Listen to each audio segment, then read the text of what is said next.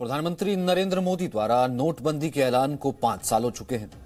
8 नवंबर 2016 को प्रधानमंत्री नरेंद्र मोदी ने देश में नोटबंदी का ऐलान किया था, जिसके बाद 8 नवंबर की आधी रात से 500 और 1000 के नोट चलन से बाहर कर दिए गए थे। आंकड़ों पर गौर करें तो नोटबंदी के 5 साल के बाद डिजिटल पेमेंट तेजी से लगातार बढ़ा है। लोग कैशलेस पेमेंट मोड को अपनाते जा रहे हैं। नोटबंदी में 2000 रुपए का नोट सरकार ने जारी किया।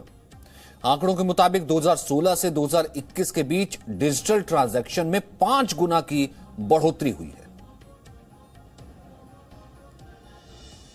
तो नोटबंदी के बाद डिजिटल ट्रांजैक्शन कैसे बढ़ा है, ये हम आपको दिखाते हैं। दरअसल सूचना तकनीकी मंत्रालय की एक रिपोर्ट है, उसके मुताबिक 2016-17 में 1085 लाख करोड़ हुए, वहीं 1393 लाख करोड़ रुपए की लेन देन हुआ। वहीं 5 साल के बाद ये आंकड़ा 5 गुना बढ़ गया, 5554 लाख करोड़ ट्रांजैक्शन हुए हैं। वहीं 3000 लाख करोड़ की लेन देन हुआ।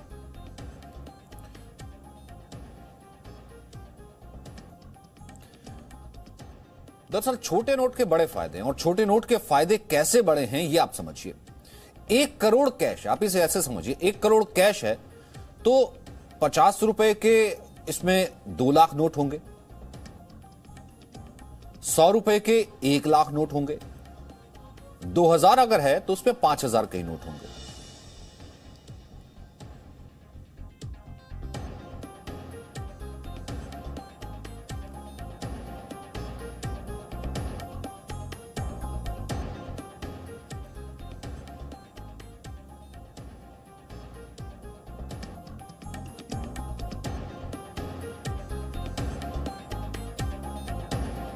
तो ये जैसे कि हमने आपको बताया, जैसे 1000 का नोट है, अब 2000 के तो 5000 नोट ही होंगे, लेकिन अगर 100 रुपए के नोट होंगे तो 1 लाख नोट होंगे। अब जैसे एक आम जरूरतमंद के हिसाब से, एक आम खर्चने वाले के हिसाब से अगर देखा जाए तो वो यही कहता है कि अगर छोटा नोट होगा तो छोटे नोट से एक तो यह है कि उसका खर्चा भी लिमिटेड हो जाएगा।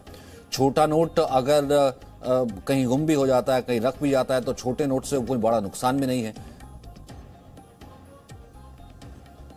तो छोटे नोट के दरअसल बड़े फायदे हैं, और सबसे बड़ी बात यह है कि छोटे नोट से जो है करप्शन भी कम होता है। 2000 रुपए का नोट है तो 5000 नोट है, इसमें अगर कहीं मुद्रा का हेरफेर हो जाता है तो यह हेरफेर बड़ा हो सकता है। दरअसल 2000 का नोट होगा तो अगर आप सिंपल से ऐसे अंदाजा लगाइए तो ब्लैक मनी को आप ज्यादा स्टोर कर सकते हैं। अब जिसने ब्लैक मनी को स्टोर करना है, अगर 5000 नोट आ रहे हैं 1 करोड़ में और 5 करोड़ की ब्लैक मनी को स्टोर करना है, बहुत आसानी से जो है वो इन नोटों को स्टोर कर सकता है किसी भी जगह पर। लेकिन इसको जब आप मल्टीप्लाई कर दीजिए, अगर वो 50 का नोट है, अगर 100 का नोट है, तो उसे स्टोर करने के लिए एक बहुत बड़ा स्पेस, एक बहुत बड़ी जगह चाहिए होगी। इस कारण से ब्लैक मनी इकट्ठा करने में वो कई बार सोचेगा।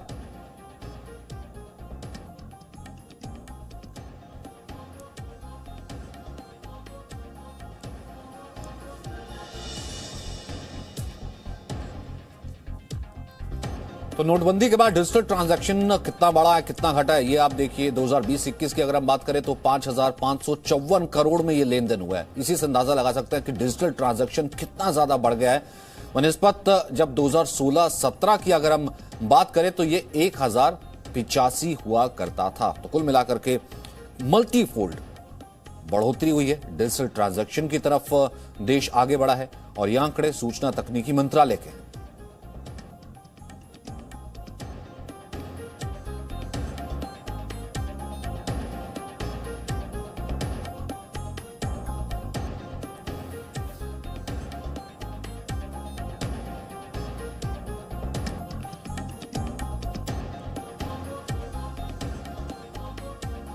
दरअसल 2000 के नोट चलन में कितने हैं? 2 अरब 45 करोड़ एक आंकड़े के मुताबिक चलन में है। 50 के नोट 19 अरब 5 करोड़ ऐसे नोट हैं जो कि चलन में हैं। देश में 100 के कितने नोट चलन में हैं? 100 के 10 अरब 95 करोड़ जो टोटल नोट हैं वो चलन में हैं।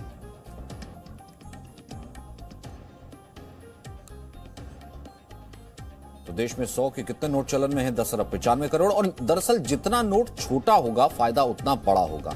यानी सीधे तौर पर अगर एक ब्रॉडर सेंस में अगर देखा जाए तो ब्लैक मनी को स्टोर करना मुश्किल हो जाएगा, ब्लैक मनी स्टोर नहीं हो पाएगा, जितने ही चांसेस कम हो जाएंगे, जितना ज्यादा नोट छोटा होगा उतना ज्यादा आसानी होगी, उतना ब्लैक मनी कम होगा।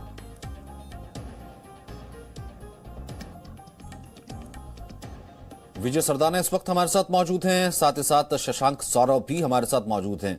विजय जी, सबसे पहले मैं चाहूंगा कि एक आम आदमी के लिए आम भाषा में समझाइए, क्योंकि हमने ये बताने की कोशिश की, जैसे 1 करोड़ है, 1 करोड़ में 2000 के नोट अगर हम लेते हैं या 1 करोड़ को तोड़वाते हैं तो 5000 के करीब वो 2000 आएंगे। तो वो स्टोर करना तो आसान है अगर किसी का मंशा ये है कि उसको ब्लैक मनी स्टोर करनी है, लेकिन अगर वही जो 100 के नोट करेगा तो ये संख्या लाख में पहुंच जाती है, कई लाख में पहुंच जाती है। तो उस हिसाब से अगर कहा जाए, एक तो ब्लैक मनी की टेंडेंसी कम हो रही है और छोटे नोट का फायदा ज्यादा है, कैसे समझा जाए? देखिए, जहां तक बात है कि आपको नोट चाहिए किस लिए, पहले हमें उसको समझना पड़ेगा।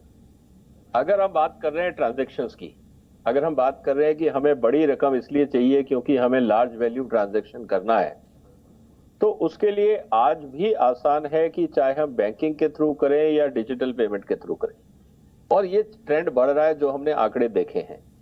जहां तक बात है कि जो लोग बड़े नोट यूज कर रहे हैं आज भी कैश में, और उसको अगर हम ब्लैक मनी से जोड़ के देखने की कोशिश कर रहे हैं, तो मुझे लगता है उसमें 2 चीजें हमें समझनी पड़ेंगी कि आज ब्लैक मनी के और कई नए तरीके आ गए हैं। कोई जरूरी नहीं है कि लोग आज उसको कैश में रखें। हाँ, ये बात सही है कि जहां पे आज भी बगैर बिलिंग के काम होता है, जहां पे सेक्टर्स में, खासकर कमोडिटी सेक्टर्स में जहां पे अभी जीएसटी नहीं है, हम एग्रीकल्चर कमोडिटीज का काम है, कंस्ट्रक्शन मटेरियल का काम है, बाकी कमोडिटीज का काम है, जहां बल्क में खरीदा जाता है और वहां पे अभी जीएसटी या टैक्सेशन सिस्टम नहीं है, वहां पे निश्चित रूप से लार्ज अमाउंट ट्रांजैक्शन होती है और जितना प्रॉफिट होता है आप उसको बैंक में इसलिए नहीं रखते क्योंकि जब बैंक मैनेजर को या कंप्यूटर सिस्टम को पता लगेगा कि आपके अकाउंट के अंदर 100 करोड़ रुपए पड़े हैं और उसमें टैक्स नहीं है, तो कहीं ना कहीं इनकम टैक्स लगता है। तो ये एक इकोनॉमी को इवैल्यूएशन और आई विल से इवोल्यूशन का तरीका है। जब तक हमारे रूरल इकोनॉमी के अंदर, कंस्ट्रक्शन इकोनॉमी के अंदर, एग्रीकल्चर इकोनॉमी के अंदर डिजिटाइजेशन नहीं आएगा, बड़े नोटों का चलन रहेगा।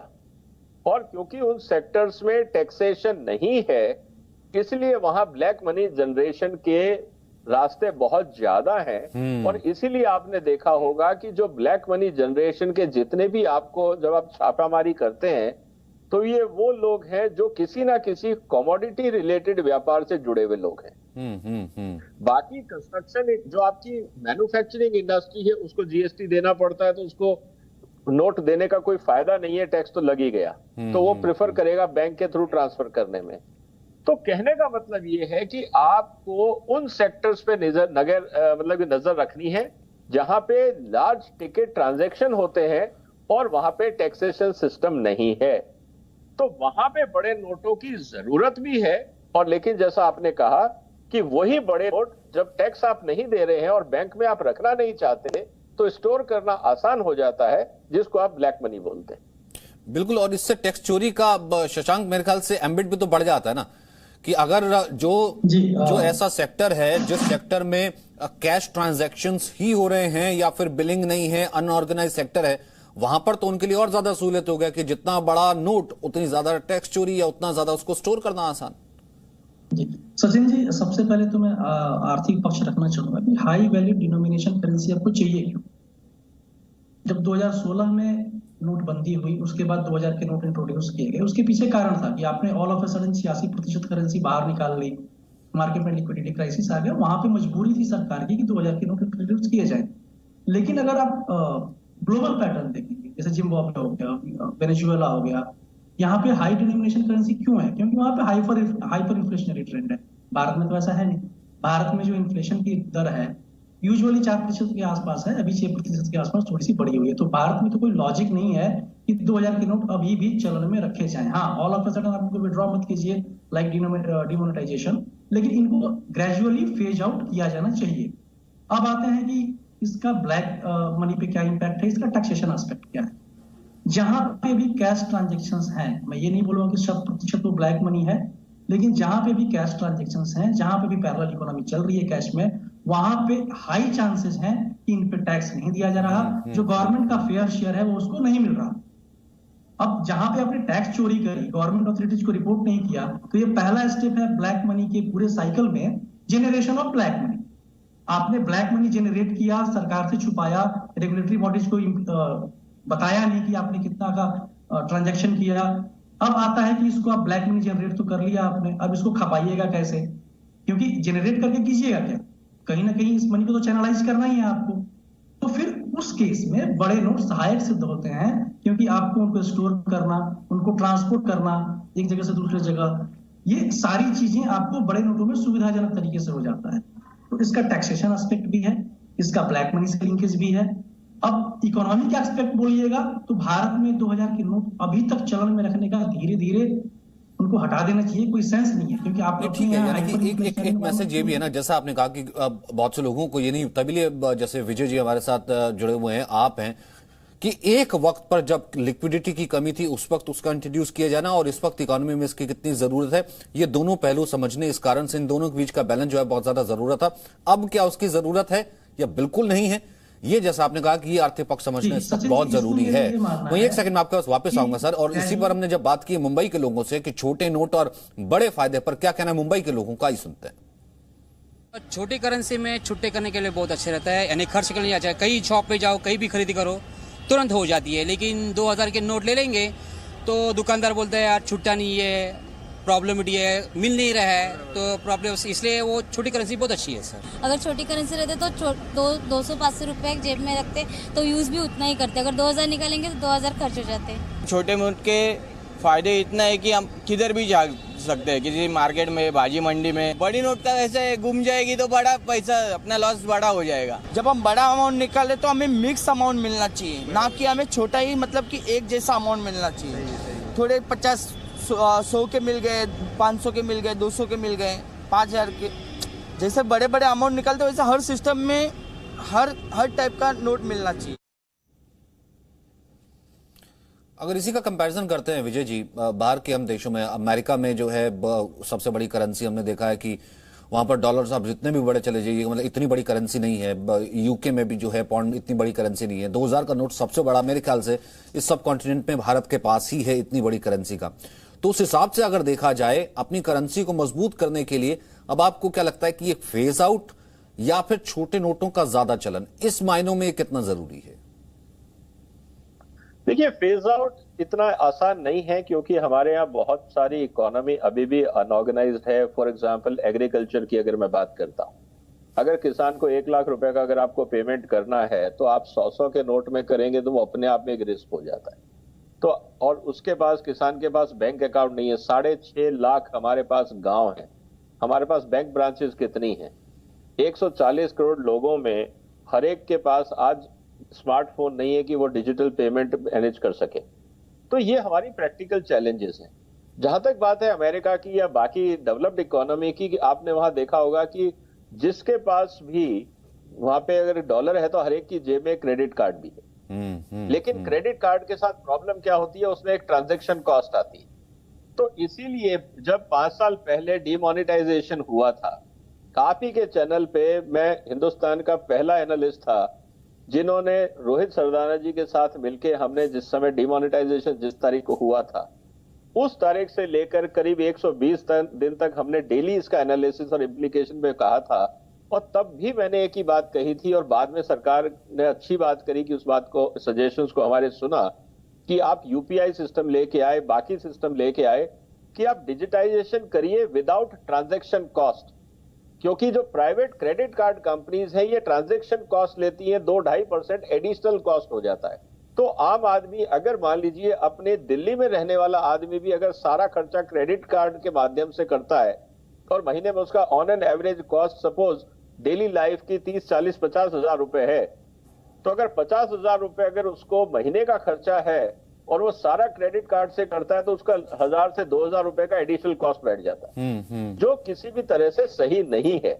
जबकि आज जो भारत सरकार ने यूपीआई सिस्टम किया, बाकी सिस्टम्स किए, ये इसलिए अच्छे हैं क्योंकि ये ट्रांजैक्शन कॉस्ट फ्री है।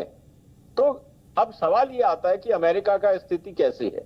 जैसा मैंने कहा कि वहां क्रेडिट कार्ड है, वहां किसी भी सुपरमार्केट में जाइए, आप अगर किसी को कैश में पेमेंट करते हैं, मान लीजिए आपको कहा कि साहब $180 का आपका बिल बना है, और अगर आप जेब में से निकाल के $10 के 5 के $1 का सिक्का या $100 भी देते हैं, तो जो काउंटर पे जो सेल्स बॉय या काउंटर पे जो लड़का या लड़की होता है, person gives you dirty look, काय को सिरदर्दी कर रहे हो काउंटिंग की।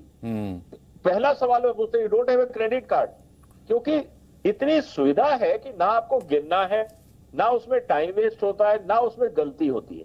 मशीन ने कैलकुलेट किया, आपने क्रेडिट कार्ड स्वैप किया, मशीन ने जितनी अमाउंट है एग्जैक्टली उतनी काटी, ना आपको आधा डॉलर कम करना है, ना ज्यादा करना है, ना करेंसी का झगड़ा है, ना खर्चे का है, ना टाइम वेस्ट है। तो एक जैसे जैसे आप डिजिटाइजेशन सिस्टम में जाते हैं, आपकी कन्वीनियंस बढ़ती जाती है। और ये जिन लोगों ने एक बार डिजिटाइजेशन करना इस्तेमाल किया, वो दोबारा कैश पे आने से इसलिए परेशान होते हैं कि कैश को कैरी करना, मैनेज करना, काउंट करना, हिसाब रखना, वो अपने आप में सिरदर्दी है। इसीलिए बहुत सारी कंपनीज भी अब ये करती हैं कि जो उनके फील्ड ऑफिसर्स हैं, उनको कंपनी की तरफ से क्रेडिट कार्ड दे देती है कि आप जिस होटल में जाते हैं, जहां रहते हैं, आप इससे पेमेंट करिए। नहीं तो आप पहले बिल इकट्ठा करके लाते थे, ऑफिस में जमा कराते थे, बिल का ऑडिटिंग होता था, फिर पेमेंट होता था, अपने आप में सिरदर्दी थी। जी, जाहिर सी बात है। और आपने कहा कि एक दूसरा पहलू, एक तो ये फेज आउट आपने कहा कितना आसान नहीं, दूसरा ये कि डिजिटाइजेशन जो है सबसे बड़ा तरीका है, क्योंकि फिर वो सीधे तौर पर उस इकोनॉमी का एक हिस्सा बन जाता है जो कि टैक्सेबल इकोनॉमी का एक हिस्सा हो जाता है, क्योंकि अकाउंट से सीधा जुड़ जाता है, फिर उसकी हर ट्रांजैक्शन उसकी सीधे साथ आ रही है। मैं वापस आता हूँ, एक सेकंड सर, मैं आपके पास वापस आता हूँ। वहीं अर्थशास्त्री हर्ष रुंगटा का क्या कहना है छोटे नोटों को लेकर के, ये भी सुनते हैं। हमारे मजदूर भाई हों, खेत के मजदूर हों, तो उन लोगों को जो है क्लियरली छोटे करेंसी नोट्स की ज़रूरत पड़ती, क्योंकि वो दिन में कमाते हैं और उसी कमाई से लिटरली उनका चूल्हा जलता है और उनके खर्चे चलते हैं। तो उनको छोटे नोटों की ज़रूरत होती है। वो कम मात्रा में सामान खरीदते हैं। 2-3 चीज़ें हैं, वो जहाँ से खरीदते हैं वो कई जगहों में आज भी चलन नहीं है ई वॉलेट्स का या ई पेमेंट्स का। दुकानदार नहीं लेता वो, या अगर दुकानदार लेता भी है तो उनको वो करना नहीं आता, या वो कंफर्टेबल उससे नहीं है, क्योंकि नई टेक्नोलॉजी है, वो कंफर्टेबल शायद अभी तक नहीं है। वो जो एक्सेप्टेंस आनी चाहिए वो अभी तक नहीं आई है, और इसलिए उन्हें कैश की ज़रूरत पड़ती है और छोटे करेंसी नोट्स की ज़रूरत पड़ती, क्योंकि वो छोटी और कम मात्रा में चीज़ें खरीदते हैं। जाहिर सी बात है। इसमें शशांक कुछ ऐड करना चाह रहे थे। शशांक। सचिन, पहले तो मैं बोलना चाहूंगा कि हर देश की अपनी अनिवार्यताएं होती हैं, सबकी कंडीशंस अलग अलग। सिंगापुर भी एक डेवलप्ड इकोनॉमी है, यूएस में डेवलप्ड इकोनॉमी। यूएस में जो सबसे बड़ी करेंसी जो है वो $100 की है। सिंगापुर में 2014 तक $10,000 का सिंगापुर डॉलर होता था एक करेंसी बिल, उसको फेज आउट कर दिया सरकार ने, हटा दिया। तो ऐसा एक ब्लैंकेट स्टेटमेंट देना कि हम अभी उस स्टेज पे नहीं पहुंचे हैं, तो मुझे लगता है कि मेरे समझ से थोड़ा सा एक रिविजन करने की जरूरत है। अब आता है कि भारत में परिस्थितियां क्या है। मेरे समझ से यूपीआई ट्रांजेक्शंस बढ़ रहे हैं। आज देश में लगभग आधी से अधिक आबादी के पास स्मार्टफोन से एक्सेस है। नरेंद्र मोदी ने घर घर जनधन खाते खुलवा दिए हैं, तो बैंकिंग एक्सेस सबके पास है। और सबसे बड़ी बात मैं आपको बोलना चाहूंगा कि आप परचेजिंग पावर भी तो देखिए कि वो बड़े जो 2000 की करेंसी के नोट्स हैं वो कौन यूज करता है। क्या वो नोट जो 2000 के हैं, क्या रेडी खोमचे वाला यूज करता है? क्या गरीब किसान यूज करता है? नहीं। वो बड़े जो गरीब किसान की आमदनी कहाँ है कि वो 2000 का नोट डेली बेसिस पे जाके आपको चलाएगा बाजार में? आप जिनके लिए बोल रहे हैं कि उनके पास उनको डिजिटल ट्रांजेक्शन से एक्सेस नहीं है, they are not familiar with the banking system, तो भैया उनके पास तो 2000 के नोट आते ही कम है। यहाँ तो बात हो रही है उन बड़े बड़े लोगों की जो इस पूरे धंधे में बड़े नोटों का यूज करते हैं just to run a parallel economy. आप जिस सेगमेंट की बात कर रहे हैं उसका एक्सेस कहाँ है 2000 के नोट पे? आप ये देखिए कि 2000 के नोट। नहीं सर, कम से कम एक चीज तो जरूरी है ना कि इस पर बहस तो होनी चाहिए, और तभी लिए हमारी कोशिश भी यही थी इस कार्यक्रम के जरिए कि इस बहस को छेड़ा जाए, क्योंकि छोटे नोट के फायदे जो है वो इकोनॉमी के साथ साथ और भी बाकी चीजों में, जब हम काले धन की बात करते हैं वो देखिए जो है डायरेक्ट जो है इन्वेजन उससे जुड़ा हुआ है। अगर हम वैसे बात करते हैं, एक ऐसा सेक्टर जो कि अनऑर्गेनाइज है, वहां पर जो है कैश को लेकर के जो है काले धन की स्टोरेज जो है वो एक बहुत बड़ा इशू हो जाता है, उसको लेकर के बड़ा नोट जो है वहां पर भी एक इशू हो जाता है। इसलिए कम से कम एक बहस तो होनी चाहिए, ये नहीं कि तुरंत फेज आउट, कम से कम एक बहस को ये जरूर जन्म देता है। बहुत बहुत शुक्रिया आप दोनों का सर मेरे साथ बने रहने के लिए। Presenting V News app, available on Google Play and App Store. Download it now.